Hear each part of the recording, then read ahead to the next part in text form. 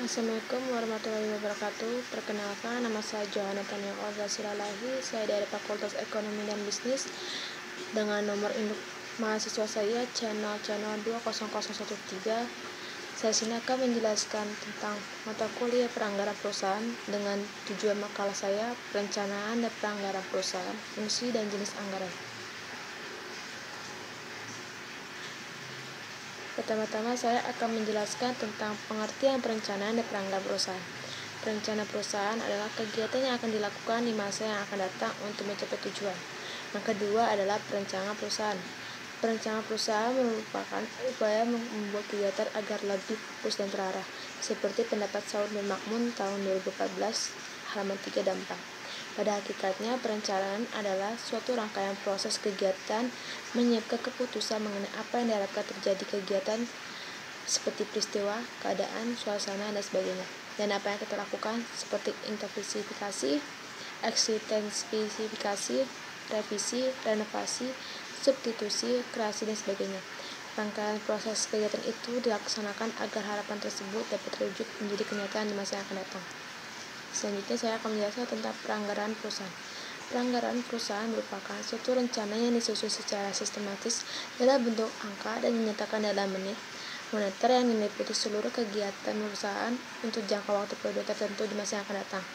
Peranggaran perusahaan juga memiliki komitmen resmi manajemen terkait dengan harapan tentang pendapatan, biaya, dan beragam dan transaksi keuangan dalam jangka waktu tertentu di masa yang akan datang. Saya akan juga menjelaskan bagaimana pengertian anggaran perusahaan menurut para ahli.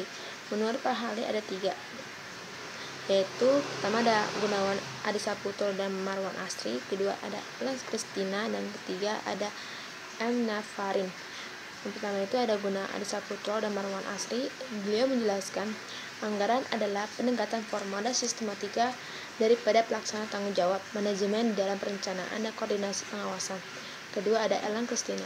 Elang Kristina yang merupakan suatu rencana yang disusun secara sistematika dalam bentuk angka dan dinyatakan dalam unit moneter yang meliputi seluruh kegiatan perusahaan untuk jangka waktu tertentu. Ketiga ada M. Nafarin. Beliau menjelaskan bahwa anggaran adalah suatu rencana keuangan periodik yang disusun berdasarkan program-program yang telah disahkan di anggaran berupa rencana mengenai kegiatan suatu organisasi yang dinyatakan secara kuantitatif pada umumnya dan dinyatakan dalam satuan uang jangka waktu tertentu.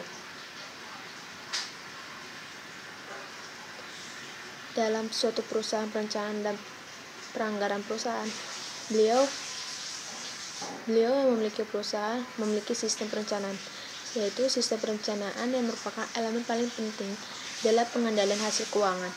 Kedua sistem ini merupakan kombinasi dari arus informasi dan proses administrasi, mengkoordinasikan keputusan-keputusan dan aktivitas dari karyawan organisasi, merupakan menghasilkan satu output berwujud rencana tertulis yang mengklasifikasikan kemana organisasi akan dituju, bagaimana caranya, hasilnya akan diharapkan dan menguntungkan dalam proses-proses pengembangan perencana.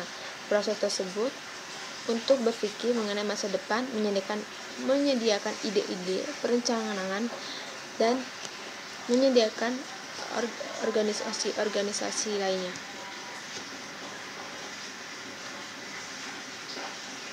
Setelah itu, dalam sebuah perusahaan pasti memiliki budget. Budget itu adalah merupakan cara paling efektif untuk menjaga bisnis dan alat pembayarannya agar tetap pada jalur. Dari pentingnya budget suatu perusahaan, kita harus mengerti hal-hal teorinya. Yang pertama ada menyusun anggaran, kedua cara kerja kredit, ketiga cara mengatasi hutang karyawan, keempat ada cara mengatasi pensiunan karyawan. Lalu saya akan menjelaskan bagaimana faktor yang mempengaruhi penyusunan budget. Penyusunan budget itu terbagi menjadi 2, yaitu ada internal dan eksternal. Internal ini faktor-faktor yang terjadi dalam perusahaan seperti tenaga kerja, kebijaksanaan perusahaan, tenaga kerja, modal kerja, dan kapasitas perusahaan yang dimiliki. Terus yang kedua ada faktor eksternal. Faktor eksternal terjadi di luar perusahaan. yang meliputi faktor-faktor penyebaran penduduk, agama, adat istiadat, kebiasaan masyarakat, penghasilan, dan pertumbuhan tingkat dan persaingan pada masyarakat.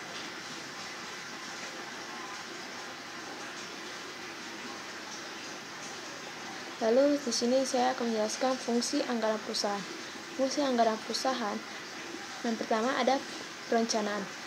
Perencanaan merupakan alat tertulis yang menuntut pemikiran dan teliti akan memberikan gambaran yang lebih. Kedua ada fungsi pelaksanaan. Fungsi pelaksanaan merupakan pedoman pelaksanaan pekerjaan sehingga pekerjaan dapat dilaksanakan secara selaras dan pencapaian tujuan. Ketiga ada fungsi pengawasan. Fungsi pengawasan merupakan alat pengawasan kontrol. Pengawasan berarti mengevaluasikan nilai terhadap penilaian pekerjaan dengan cara pertama ada memperbandingkan realisasi dengan rencana. Kedua ada melakukan tindakan perbaikan apabila dipandang perlu. Habis itu di dalam sebuah fungsi kita memiliki manfaat. Manfaatnya itu pertama ada segala kegiatan dapat arah mencapai tujuan bersama. Kedua dapat digunakan sebagai alat kelebihan dan kekurangan. Ketiga ada dapat memotivasikan. Terus yang ketiga. Terus yang keempat ada menimbulkan tanggung jawab. Kelima ada menghindari pemborosan pembayaran yang kurang perlu. Keenam ada sumber daya seperti tenaga kerja, peralatan, dana dan dimanfaatkan sebagai efisiensi mungkin. Lalu selanjutnya ada alat pendidikan bagi para manajer. Lalu ada tujuan. Tujuannya itu digunakan sebagai landasan yuridis formal dalam memilih sumber dan penggunaan data. Kedua ada mengadakan perbatasan jumlah dana. Yang ketiga ada merinci jenis sumber dana. Keempat ada merasionalkan sumber dan penggunaan dana. Keempat ada menyempurnakan rencana yang telah disusun. Lalu yang terakhir ada menampung dan menganalisa serta memutuskan setiap usulan yang berkaitan dengan keuangan. Baru ada jenis-jenis anggaran dalam suatu perusahaan. Jenis-jenis anggaran dalam suatu perusahaan yang pertama ada penjualan, kedua ada produksi, ketiga ada biaya bahan baku, keempat ada biaya tenaga kerja, kelima ada overhead pabrik, keenam ada persediaan, yang ketujuh ada anggaran biaya produksi, 8 ada anggaran program, 9 ada anggaran pertanggungjawaban, yang ke-10 ada anggaran pengeluaran modal, yang ke-11 ada anggaran kas, yang ke-12 ada anggaran rugi laba, yang ke-13 ada anggaran neraca, dan yang terakhir ada anggaran perubahan posisi keuangan.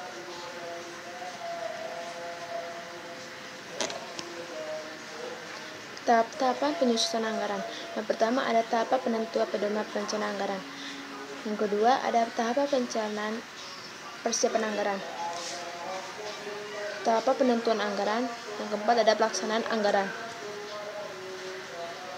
Kesimpulan dari makalah saya yaitu sistem perencanaan dan penganggaran secara potensial menjadi alat manajemen yang sangat bermanfaat dan memberikan beberapa tujuan.